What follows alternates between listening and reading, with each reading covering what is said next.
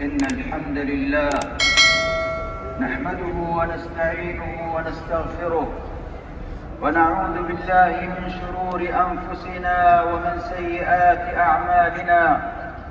من يهده الله فلا مضل له ومن يضلل، وأشهد أن محمدًا عبده ورسوله صلى الله عليه وعلى آله وصحبه وسلم تسليمًا كثيرًا. يا أيها الذين آمنوا اتقوا الله حق تقاته ولا تموتن إلا وأنتم مسلمون. أما بعد، فيا أيها الناس، ما أسرع الساعات في الأيام وما أسرع الأيام في الأعوام. فتأملوا سرعة مرور أيامنا، فإنها مؤذنة بانتهاء آجالنا وانقضاء أعمارنا. وكما رأيتم كيف استهل علينا هذا الشهر المبارك بعشره الأول، ثم تلته أيام عشره الأوسط متتابعة، وها هي عشر خاتمته قد حلت. فيا لله، ما أسرع انقضاء أيامه وما أعجل ذهاب ساعاته. كأن شيئا لم يكن إذا انقضى، وما مضى مما مضى فقد مضى. وبما أن الله تفضل علينا ببلوغ هذه الأيام العشر وما تحويه من ليال ثمينة وما تحمله من فضائل عظيمة ومغانم جسيمة، فيا ترى من منا سيشمر عن ساعد الجد ويجد ويقوم بحقها فيحظى بخيرها. فالسابقون في الخيرات تطول عليهم الليالي فيعدونها عدا، انتظارا لليالي العشر في كل عام وشوقا إلى مرضاة رب الأنام. فإذا ظفروا بها نالوا بغيتهم ومناهم وشكروا ربهم على ما أولاهم. أيها الصائمون، رمضان شهر نفحات ورحمات، وأغلى شيء فيه العشر الأواخر المحفوفة بالفضل والبركات. وأغلى هذه العشر ليلة القدر التي يسعى لإدراكها ويتسابق لنيل شرفها كل مؤمن يطلب عظيم الأجر وعالي الدرجات. ولهذا كان صلى الله عليه وسلم إذا دخلت العشر خصها بمزيد من الأعمال الصالحات. أيها الناس، إن الطاعات تحتاج إلى صبر ومصابرة، والله جل وعلا يقول: إنما يوفى الصابرون أجرهم بغير حساب. فلنتجمل هذه الأيام وفي كل حين بالصبر على الطاعة لنحظى بجزيل الثواب ووافر الأجر، ولنحذر الإضاعة حتى لا نبوء بالخيبة ونخسر هذه العشر. قال ابن الجوزي رحمه الله: كم يضيع الآدمي من ساعات يفوته فيها الثواب الجزيل، وهذه الأيام مثل المزرعة، فكأنه قيل للإنسان: كلما بذرت حبة أخرجت لك كرة، وهو المكيال الضخم. فهل يجوز للعاقل أن يتوقف عن البذر ويتوانى؟ وقال ابن رجب رحمه الله: يا من ضيع عمره في غير الطاعة، يا من فرط في شهره بل في دهره وأضاعه، يا من بضاعته التسويف والتفريط وبئست البضاعة، يا من جعل خصمه القرآن وشهر رمضان، كيف ترجو ممن جعلته خصمك الشفاعة؟ معاشر المؤمنين، البدار قبل الفوت، الحذار قبل الموت.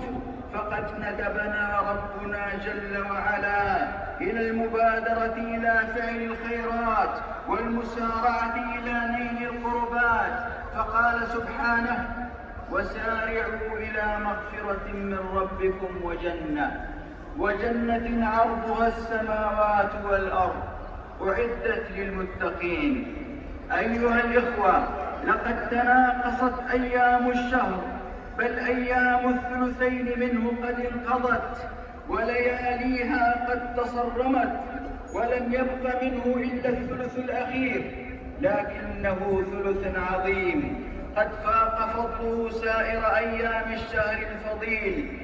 إنها عشر يشغلها العبد بالعبادة والإخلاص ليحظى بالمغفرة وتكفير السيئات والرضوان والعتق من النيران.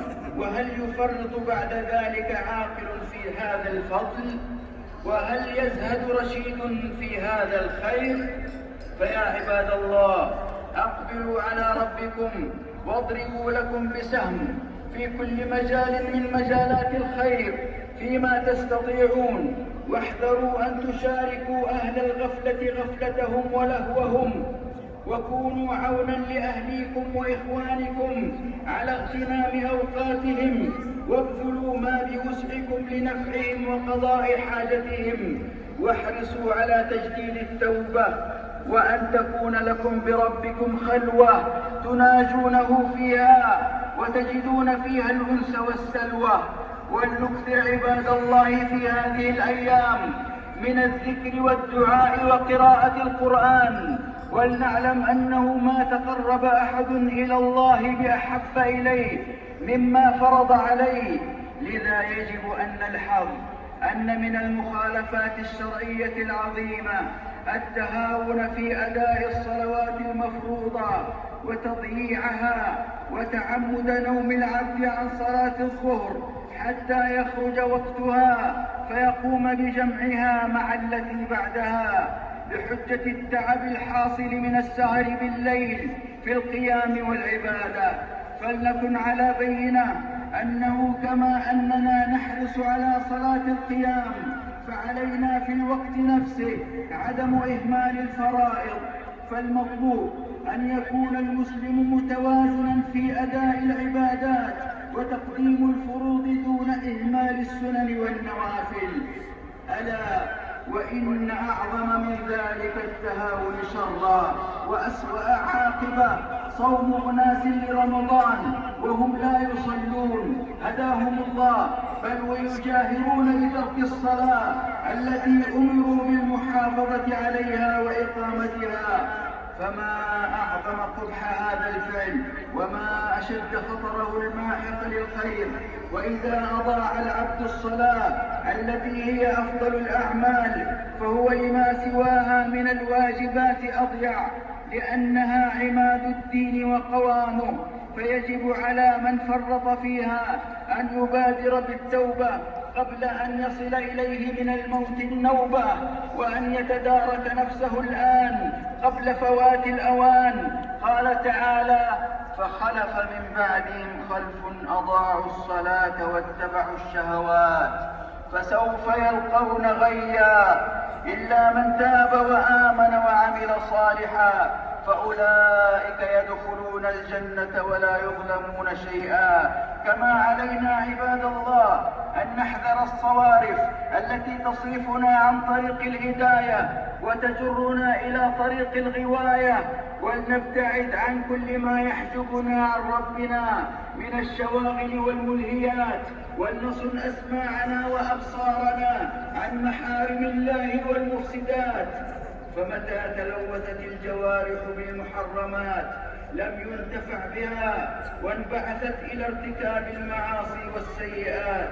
ولنحذر طول الأمل فإنه يمنع خير العمل، ولنكن مخبتين منيبين لربنا، ولنعمل ما يؤنسنا في قبورنا وتبيض به وجوهنا يوم حشرنا. بارك الله لي ولكم في القرآن العظيم، ونفعني وإياكم بالآيات والذكر الحكيم، إنه تعالى جواد كريم فاستغفروه إنه هو الغفور الرحيم.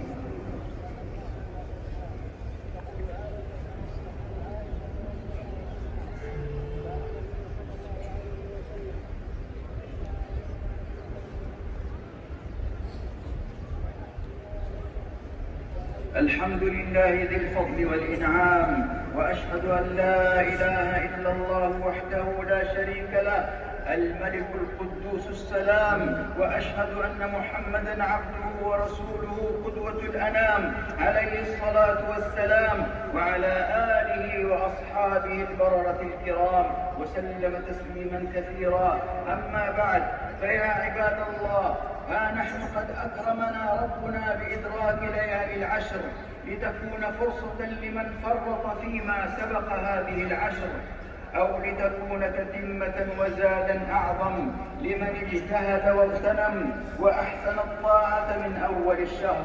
وقد كان النبي القدوة صلى الله عليه وسلم يجتهد فيها ما لا يجتهد في غيرها، ومن ذلك أنه كان يعتكف فيها ويتحرى ليلة القدر، وكان إذا دخل العشر أحيا الليل وأيقظ أهله وجد وشد مئزرا. وجاء في الحديث أن عائشة رضي الله عنها قالت للنبي صلى الله عليه وسلم: أرأيت إن وافقت ليلة القدر ما أقول فيها؟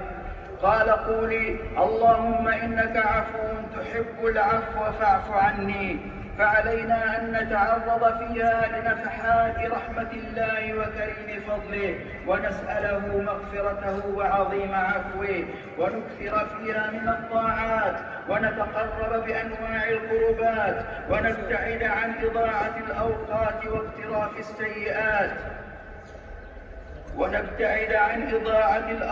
واقتراف السيئات فقد يحول بيننا وبين إدراكها مرة أخرى هادم اللذات.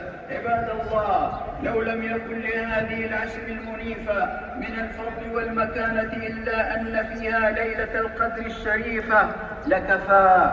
قال جل وعلا: ليلة القدر خير من 1000 شهر، فالعبادة فيها خير من 1000 شهر. وقال صلى الله عليه وسلم: من قام ليلة القدر إيمانا واحتسابا غفر له ما تقدم من ذنبه. وقال صلى الله عليه وسلم: تحروا ليلة القدر في العشر الأواخر من رمضان، وهي في أوتار العشر أرجى، لقوله صلى الله عليه وسلم: تحروا ليلة القدر في الوتر من العشر الأواخر. وقال صلى الله عليه وسلم: إن هذا الشهر قد حضركم، وفيه ليلة خير من 1000 شهر، من حرمها فقد حرم الخير كله، ولا يحرم خيرها إلا محروم. فاعقدوا العزم واشحذوا الهمم، فمن حاز شرف هذه الليلة فاز وغنم، ومن خسرها خاب وحرم. واغتنموا الفرصة واحذروا التفريط والغفلة، فأيام المواسم معدودة وأوقات الفضائل مشهودة. فيا باغي الخير أقبل، ويا راجي العفو هلم، ويا طالب الجنة أقدم، ويا باغي الشر أقصر. هذا، وصلوا وسلموا رحمكم الله على سيد الأنام، خير من جد وقام، وأزكى من صلى وصام. فقد أمركم بذلك ربنا ذو الجلال والإكرام: إن الله وملائكته يصلون على النبي يا أيها الذين آمنوا صلوا عليه وسلموا تسليما. اللهم صل وسلم وبارك على عبدك ورسولك محمد وعلى آله وصحبه أجمعين. اللهم أعز الإسلام والمسلمين، وأذل الكفر والكافرين. اللهم انصر المستضعفين والمجاهدين في سبيلك والمرابطين على الثغور وحماة الحدود، واجعل بلدنا هذا آمنا مطمئنا رخاء وسعة، وسائر بلاد المسلمين. اللهم آمنا في الأوطان والدور، وأصلح الأئمة وولاة الأمور. اللهم وفق ولي أمرنا لما تحب وترضى من الأقوال والأفعال يا حي يا قيوم. اللهم وفقه وولي عهده لهداك وتقواك. اللهم إنا نسألك النصر والعزة والتمكين لإخواننا المسلمين في فلسطين وفي كل مكان يا رب العالمين. اللهم انصرهم وثبتهم واربط على قلوبهم وارحم ضعفهم واجبر كسرهم وفرج همهم ونفس كربهم واشف مرضاهم وعاف مبتلاهم واحقن دماءهم وارحم موتاهم وكن لهم ولا تكن عليهم. اللهم دمر أعداءهم وشتت شملهم وفرق جمعهم واشدد وطأتك عليهم يا قوي يا عزيز. اللهم ايقظنا من سبات الغفلات ووفقنا لاغتنام الأوقات وارزقنا توبة نصوحا قبل الممات واجعلنا ممن يدرك ليلة القدر ويفوز بعظيم الثواب ووافر الأجر. اللهم اختم لنا شهرنا بغفرانك والعتق من نيرانك يا سميع الدعاء. والحمد لله رب العالمين والصلاة والسلام على خاتم الأنبياء والمرسلين.